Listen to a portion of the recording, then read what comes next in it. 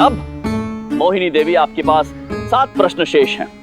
इनमें से यदि एक भी प्रश्न का उत्तर देने में आप असमर्थ रही तो आप पराजित घोषित कर दी जाएंगी। मोहिनी देवी, मेरा तीसरा प्रश्न है, मुझे भोजन दोगे तो मैं जीवित रहूंगी, मुझे जल दोगे तो मैं मृत हो जाऊंगी। बताओ मैं कौन हूं?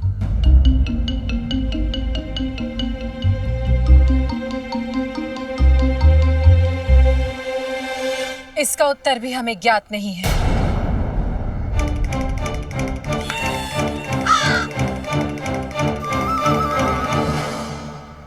उत्तर है अग्नि।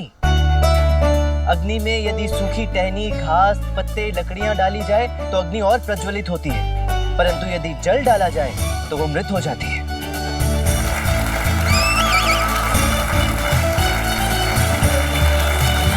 महाराज, अब देखा जाए तो मोहिनी देवी मेरे 2 प्रश्नों का उत्तर देने में असमर्थ रही हैं, अतः विजेता मैं ही हूं। क्यों गुरुवर, सत्य कहा ना मैंने? हाँ, सत्य सत्य, आपका कथन सत्य है। पंडित रामाकृष्ण विजयी हुए और अब हमारा कहने का तात्पर्य है कि मोहिनी देवी। गुरुवर, मोहिनी देवी हमारी अतिथि हैं, इतने निर्दयी ना हो। आप कहना क्या चाहते हैं पंडित रामाकृष्ण? हमें हमारी अतिथि को एक अवसर और देना चाहिए।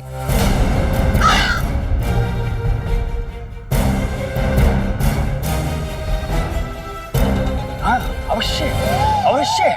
अतिथि देवो भव, अतिथि देवो भव महाराज। उचित कह रहे हैं आप पंडित रामकृष्ण। मोहिनी देवी को एक और अवसर दे दिया जाए।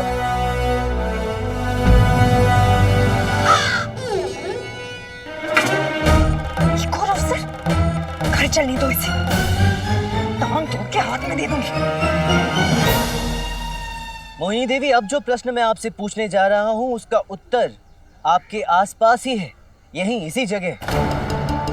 मेरे शरीर के 2 भाग हैं, दोनों एक दूसरे से जुड़े हुए हैं। मैं जितना स्थिर रहूं उतनी ही तीव्र गति से भागूं। बताओ मैं कौन?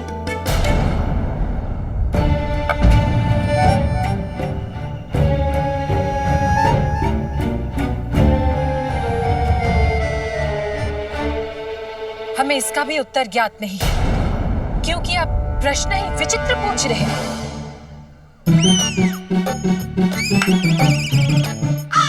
पंडित रामाकृष्ण, आपने कहा था कि इस प्रश्न का उत्तर राज्यसभा में है, तो हम भी जानना चाहते हैं कि उत्तर क्या है। गुरुवर, इस प्रश्न का उत्तर ठीक आपके पास ही रखा हुआ है, वो रेत घड़ी।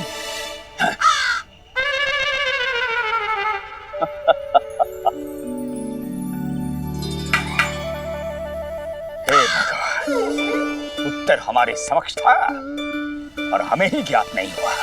तो पंडित रामकृष्ण इस स्पर्धा के विजेता हैं,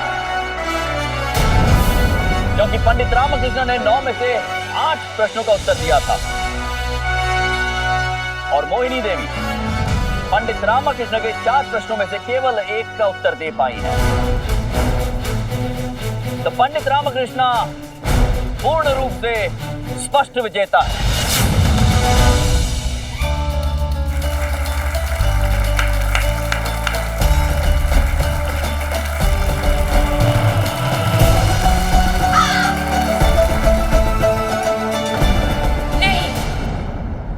न्याय नहीं है। पंडित रामाकृष्ण जानबूझकर उटपटांग प्रश्न पूछ रहे हैं, जिनके जवाब केवल इन्हीं के पास है। इस प्रकार तो कोई भी प्रश्न पूछकर विजेता बन सकता है। तो फिर आपको भी तो विजेता घोषित करना अनुचित था मोहिनी देवी, क्योंकि आपने भी जो प्रश्न पूछे थे उनके उत्तर केवल आपको ज्ञात थे। फिर ये कैसे संभव है कि आप सही और मैं नहीं? ये क्या न्याय हुआ? मैं पराजित कैसे हुआ? मोहिनी देवी, आपने एक सीधे साधे प्रतिस्पर्धी के विरुद्ध चाल चली, इसमें आपकी विद्वता कैसे सिद्ध होती है? चलिए, मैं आपको एक अवसर और देता हूं, एकदम निष्पक्षता से, और यदि इस बार भी आप विजयी रही तो मैं सदैव के लिए आपका दास बन जाऊंगा।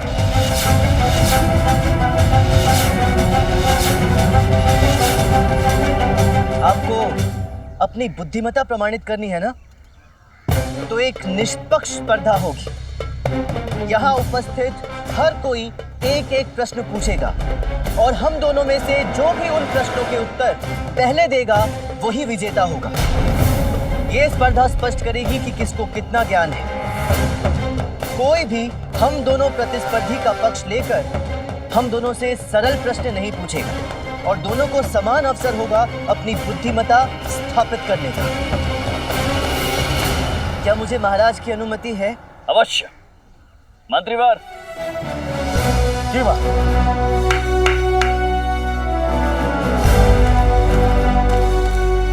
ये घंटी दोनों को दे दी जाए।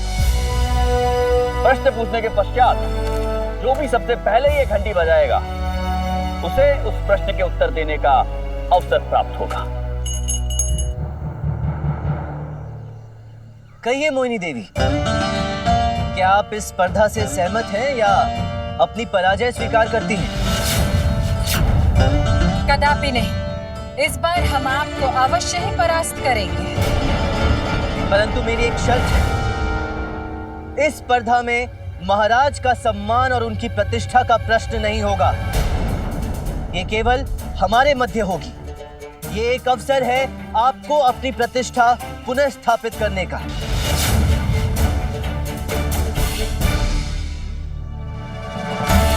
उचित है। ये अब केवल हमारे और आपके मध्य है। मंत्रीवर, सर्वप्रथम आप इनसे प्रश्न पूछिए। लोग सदैव मेरी अपेक्षा करते हैं किंतु सामना करने से कतराते हैं। मैं कौन हूं? उत्तर है सत्य। आपका उत्तर सही है। आचार्यवर, अगला प्रश्न आप पूछिए। जी। वो ऐसा कौन सा जाल है जिसमें मनुष्य ना चाहते हुए भी फंस जाता है?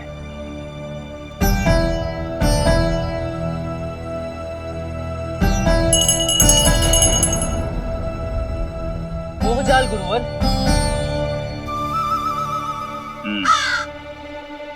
सही है।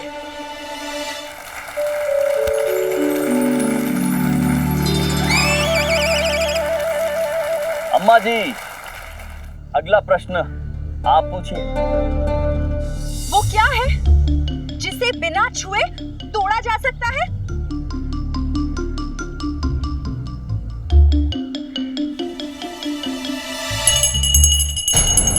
वचन। साधो साधो पंडित रामकृष्ण। पंडित रामकृष्ण 2 उत्तर दे चुके हैं और मोहिनी देवी केवल 1। शारदा देवी, आप भी प्रश्न पूछिए। वो क्या है जो दिन भर आपके साथ रहता है और कभी आपका साथ नहीं छोड़ता?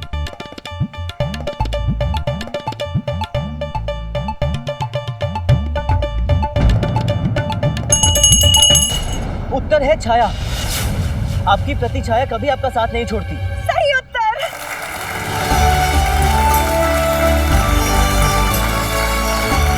अब हमारी महारानियों को भी अवसर मिलना चाहिए प्रश्न पूछने का। वह कौन सा शब्द है जिसका उच्चारण सदैव ही गलत होता है? गलत। आपका तात्पर्य है कि प्रश्न गलत है, महारानी गलत है? अरे नहीं नहीं गुरुवर, प्रश्न में ही उत्तर निहित है। इस प्रश्न का उत्तर है गलत। हमें उचित उत्तर चाहिए। पंडित रामकृष्ण ठीक कह रहे हैं। इस प्रश्न का उत्तर गलत है क्योंकि गलत एकमात्र शब्द है जिसका उच्चारण भी गलत ही होगा। जी जी जी जी महाराज। पंडित रामकृष्ण, सही उत्तर है।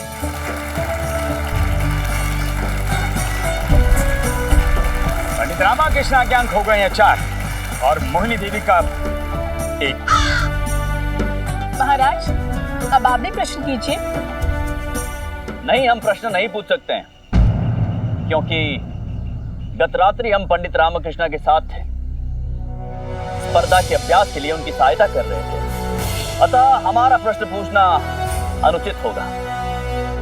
अब इस स्पर्धा के अंक 4 की तुलना में 1 हो गए, जो पंडित रामाकृष्ण के पक्ष में है। तो अब इस स्पर्धा को आगे बढ़ाने की कोई आवश्यकता नहीं है। पंडित रामकृष्ण स्पष्ट रूप से विजेता है।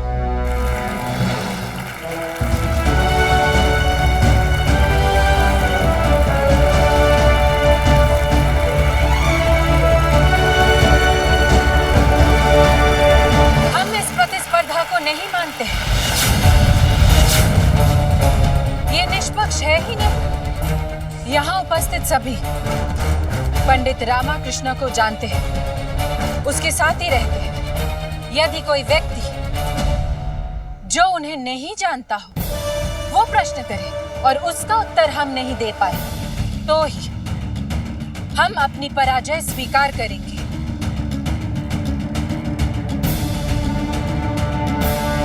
ठीक है, मैं आपको एक अवसर और देता हूं। एक और प्रश्न पूछा जाएगा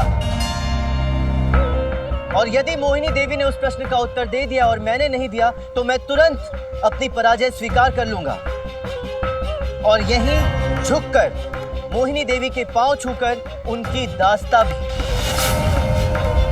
और जो व्यक्ति प्रश्न करेगा वो ना तो विजयनगर के दरबार का सदस्य होगा और ना ही मेरे परिवार का। महाराज, मेरा आपसे निवेदन है कि यह स्पर्धा स्वस्थ स्पर्धा तभी होगी जब वो 8 पंडित जो मोहिनी देवी की पालकी उठाते हैं उनमें से कोई एक प्रश्न करे। यदि मोहिनी देवी ने उस प्रश्न का उत्तर दे दिया तो मैं अपनी पराजय स्वीकार कर लूंगा और ये मोहिनी देवी के लिए अंतिम अवसर होगा। ये तो पंडित रामाकृष्ण ने स्वयं अपनी चिता तैयार कर ली है। विजयी हो गए थे, अब अपनी बुद्धि लगाकर पराजित होंगे। स्वीकार है। सायंकाल के उपरांत महापंडितों को प्रश्न के लिए उपस्थित किया जाएगा।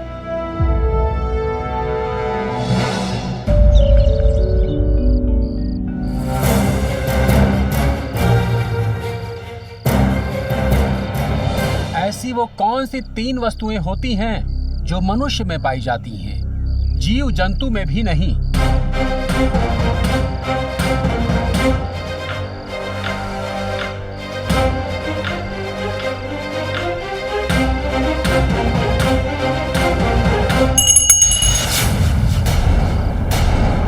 पंडित रामकृष्ण, बौद्धिक शक्ति, कल्पना शक्ति और वाणी शक्ति। पंडित रामाकृष्ण, आपका उत्तर सही है।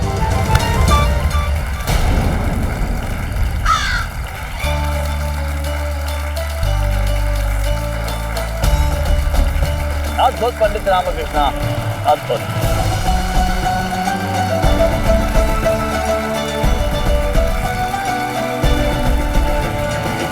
शांत शांत हो जाइए। मोहिनी देवी, आप पराजित हो चुकी हैं। आप पंडित रामा को अपना दास बनाना चाहती थी, परंतु अब पंडित रामकृष्ण आपको उचित दंड देंगे।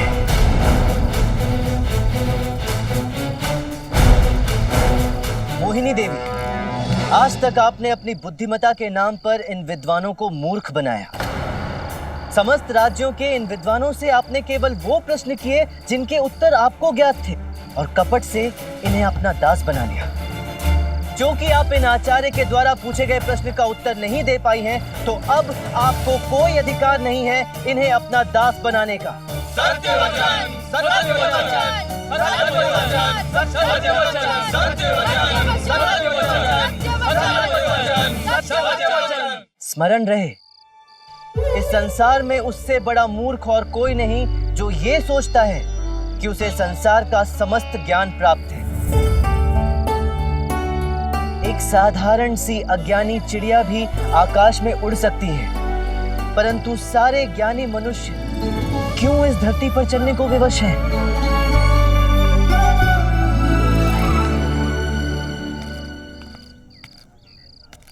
आपने कहा था ना कि प्रेम नवरस है। आज मैं आपसे कहता हूँ मोहिनी देवी कि आपका उत्तर अनुचित था। मैं बताता हूँ प्रेम क्या है। महाराज, प्रेम तो वो भावना है जिसमें आप किसी भी व्यक्ति को बिना किसी परिणाम के, बिना कोई फल प्राप्ति की कामना किए सुख देते हैं, आनंद देते हैं, खुशी देते हैं। हम जिसे प्रेम कहते हैं वो पिता पुत्र, पति पत्नी, भाई बहन जिसके भी प्रति हो, उसमें स्वार्थ निहित होता है। यहाँ तक कि एक माता भी अपने पुत्र को प्रेम करती है, उसमें भी स्वार्थ छिपा रहता है। वो भी कहीं ना कहीं ये कामना करती है कि उसका पुत्र वृद्धावस्था में उसकी सेवा करेगा या कोई और। उचित एवं आदर्श प्रेम उससे होता है, उस ईश्वर से, माँ काली से, जिसे हम केवल कष्ट में स्मरण करते हैं, जिसकी पूजा भी करते हैं तो किसी कामना से, परंतु वो बिना किसी स्वार्थ के, बिना हमसे कोई अपेक्षा किए हमें सब कुछ प्रदान करती है। वो है असली प्रेम महाराज, जो मुझे मेरी माँ काली से प्राप्त हुआ है। गुरुवर, आज तो मैंने महाराज और विजयनगर को लज्जित नहीं किया ना?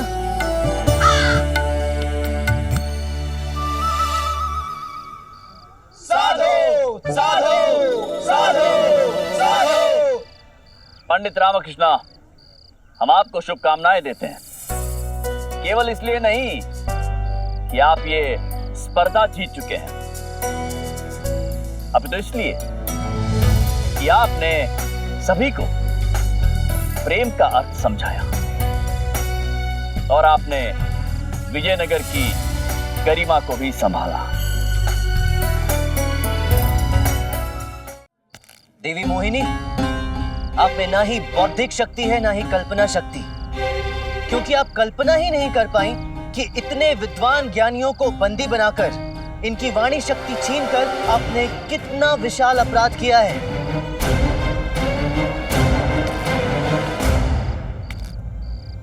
आपको अपने सौंदर्य पर बहुत घमंड है ना?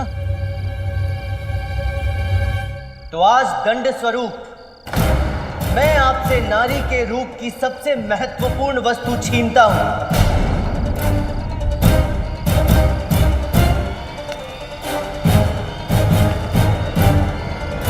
आपके केश।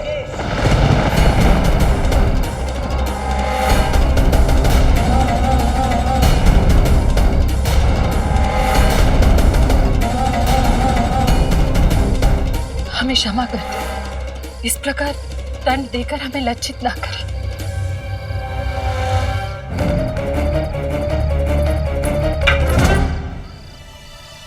केश केवल स्त्री के सौंदर्य का प्रतीक नहीं होता, परंतु उसके सम्मान के लिए भी होता है।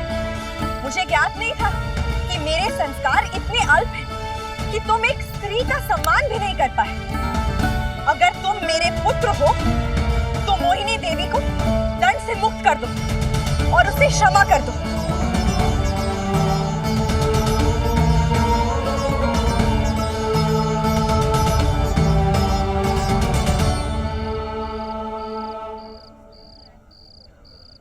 देखा मोहिनी देवी, ये माँ है, एक स्त्री है जिसका आपने अपमान किया था, लेकिन आज ये आप ही के सम्मान के लिए अपने पुत्र के विरुद्ध खड़ी है।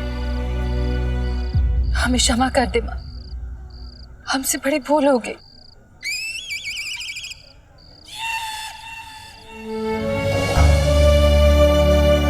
पंडित रामकृष्ण, आज आपके कारण ये सारे पंडित भी मुक्त हुए। मोहिनी देवी, आपको क्षमा तब मिलेगी जब आप इन विद्वान पंडितों की दास्ता स्वीकार करके उतने ही दिवस इनकी सेवा करेंगी जितने दिवस इन सबसे सेवा करवाई है। हमें स्वीकार है और आप भी हमें क्षमा कर दें।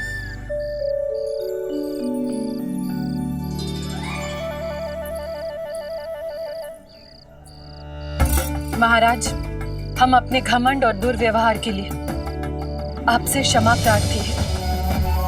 हमें क्षमा कर दें।